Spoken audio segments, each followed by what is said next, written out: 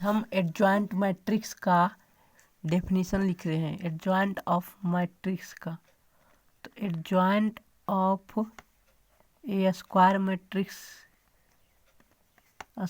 Matrix इसका definition क्या होगा। मान लेते हैं कि एक मैट्रिक्स जो ए है उसका एलिमेंट ए आई जे है। जैसे जैसे रो और कॉलम बढ़ता है वैसे वैसे एलिमेंट भी चेंज होता है, ठीक।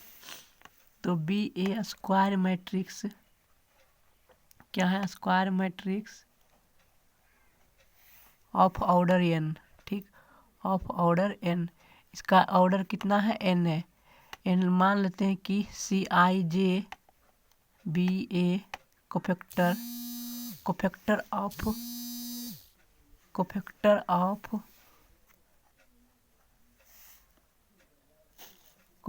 ऑफ एलिमेंट्स, कोरस्पॉन्डिंग एलिमेंट्स, ठीक, कोरस्पॉन्डिंग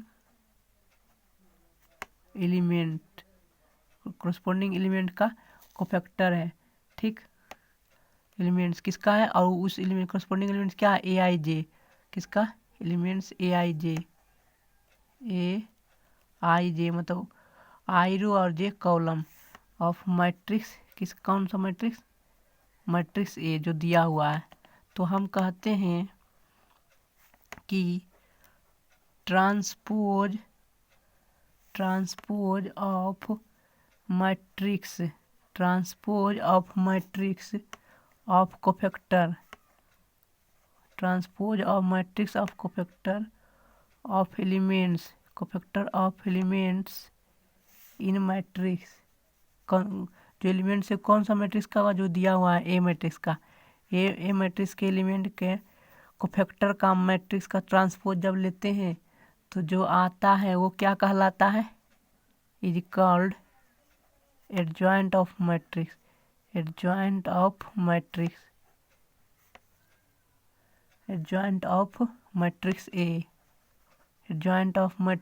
ए एन। तो हम एक एग्जाम्पल लेकर के देखते हैं, ठीक। मतलब क्या लिखेंगे, एडजॉइंट ए से सूचित करेंगे। तो हम कह सकते हैं कि फार्मूला हो जाएगा एडजॉइंट ए बराबर कि कोरस्पॉन्डिंग कोफैक्टर का ट्रांसपोज ले लेंगे तो जो आएगा वही मेरा एडजॉइंट निकल जाएगा। सपोज एग्जाम्पल के तौर पर हम लेते हैं कि मैट्रिक्स ए जो है उसका एलिमेंट आई जे है, यो इस तरह से डिफाइन किया गया है, A11 A12 A13।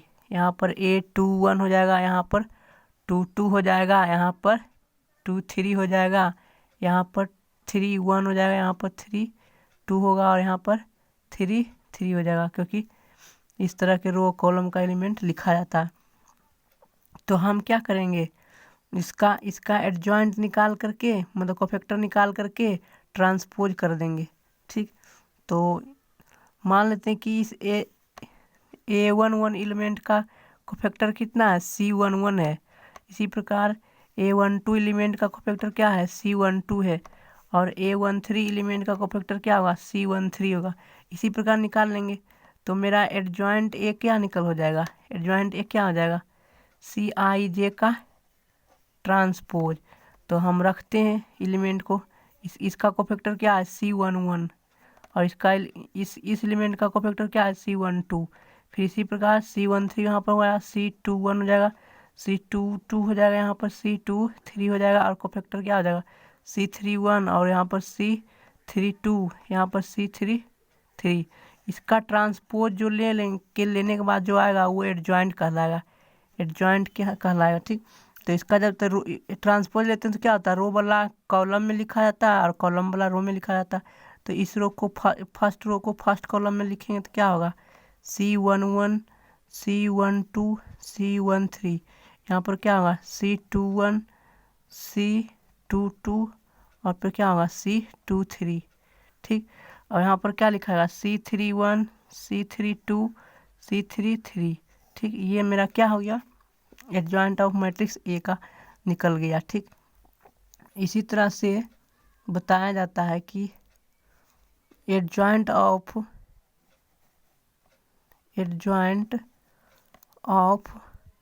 Matrix of order 2, matrix of order 2, दो ऑर्डर वाले मैट्रिक्स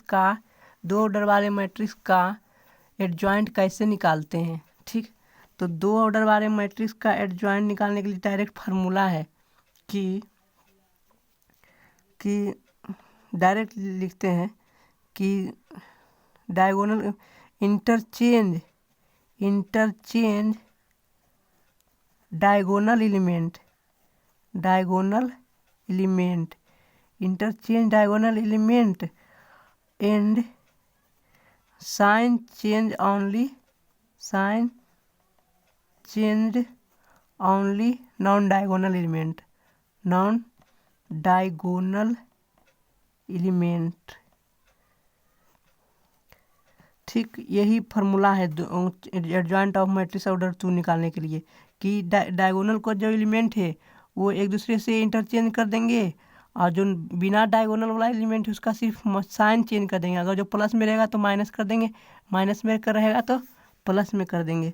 जैसे एग्जाम्पल लेते हैं, ठीक, एग्जाम्पल लेते हैं कि यहाँ पर एक मैट्रिक्स लेते हैं ए बराबर दिया हुआ 1 2 -4 एंड 5 तो इसका एडजॉइंट क्या हो जाएगा, एडजॉइंट ऑफ ए का एडजॉइंट क्या हो जाएगा, एक मेथड से बताते हैं। ठीक है, मतलब एक ट्रिक से, ऐसे तो हम उसे सोल्व करेंगे ही उस मेथड से बेसिक डेफिनेशन से।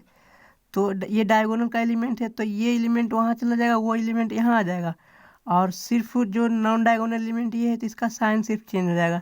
जो 2 प्लस में वो माइनस में जाएगा, माइनस से जो प्लस में जाएगा तो यहाँ पर क्या होगा, यहाँ पर 5 हो जाएगा एलिमेंट, और यहाँ पर 1 हो जाएगा, यहाँ पर -2 हो जाएगा, यहाँ पर 4 होगा। ये सिर्फ दो ऑर्डर वाले मैट्रिक्स के लिए ही वैलिड है, और ये दूसरा थर्ड ऑर्डर के लिए निकालना पड़ेगा, कोफैक्टर और ट्रांसपोज लेना पड़ेगा तब जाके निकलेगा।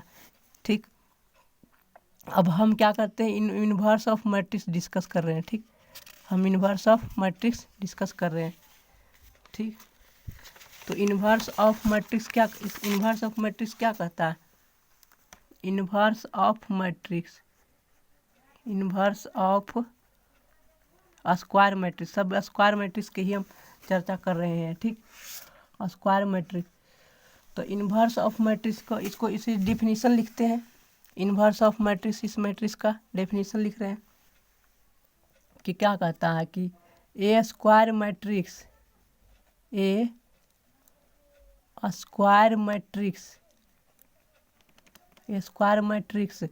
ऑफ ऑर्डर n, कितना ऑर्डर है, n ऑर्डर है, इज इन्वर्टिबल, मतलब कि इन्वर्ट होगा, कब, इन्वर्टिबल होगा अगर जो एग्जिस्ट करेगा, इफ देयर एग्जिस्ट क्या, ए स्क्वायर मैट्रिक्स। ठीक, ए स्क्वायर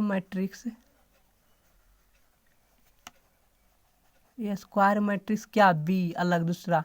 ठीक, तो ये कहाँ इस प्रकार जिसका मतलब सेम ऑर्डर होना चाहिए, इसका ऑर्डर ए मैट्रिक्स का ऑर्डर n है तो बी मैट्रिक्स का भी सेम ऑर्डर से होना चाहिए। ऑफ सेम ऑर्डर क्या होना चाहिए, सेम होना चाहिए, मतलब n ऑर्डर ही होना चाहिए, और इस प्रकार होना चाहिए सच दैट कि a और b का मल्टीप्लिकेशन करें तो i n के बराबर आ जाए, i n का बराबर, और उल्टा करने का प्रोडक्ट भी i n का ही बराबर हो तभी एग्जिस्ट करेगा, अदरवाइज एग्जिस्ट नहीं करेगा। तो हम इस केस में कहते हैं, इन दिस केस हम इस केस में कहते हैं b इज इन्वर्स मैट्रिक्स, जो b है is inverse of matrix A matrix का इन्वर्स b है। तो हम लिख सकते हैं कि b जो a का इन्वर्स क्या होगा, a का इन्वर्स b के बराबर होगा, a का इन्वर्स b का बराबर होगा। ठीक, अब हम लिख रहे हैं प्रॉपर्टीज ऑफ इन्वर्स मैट्रिक्स,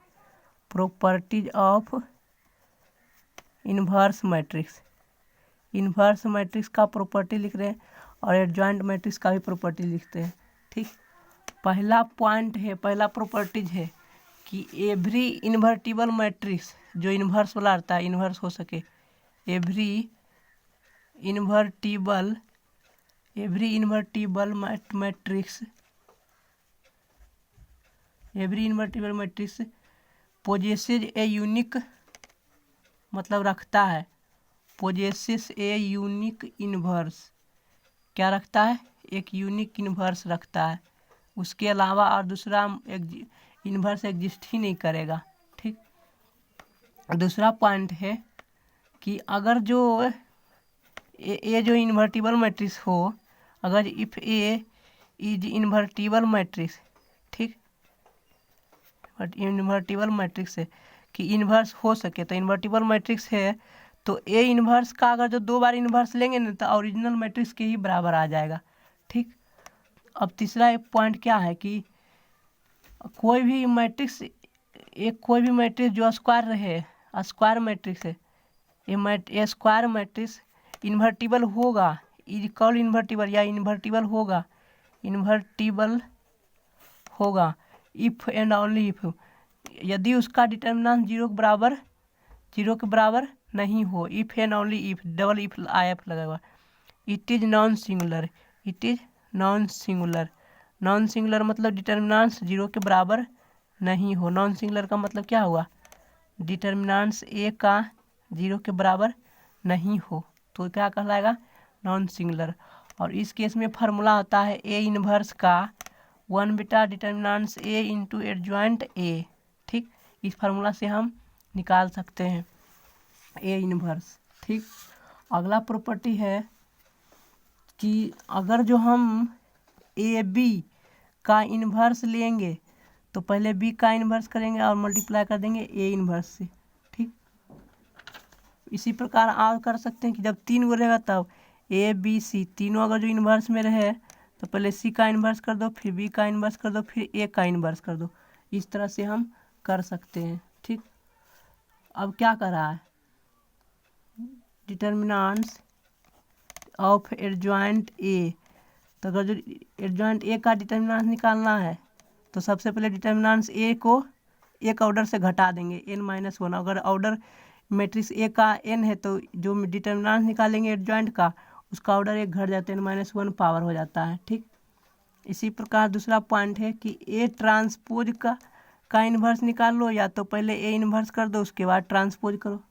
ठीक, अब और एक पॉइंट है, फार्मूला है एडजॉइंट ऑफ दोनों प्रोडक्ट, दो मैट्रिक्स का प्रोडक्ट का एडजॉइंट निकालते हैं तो ऐसे कर सकते हैं, adjoint of B into adjoint of A.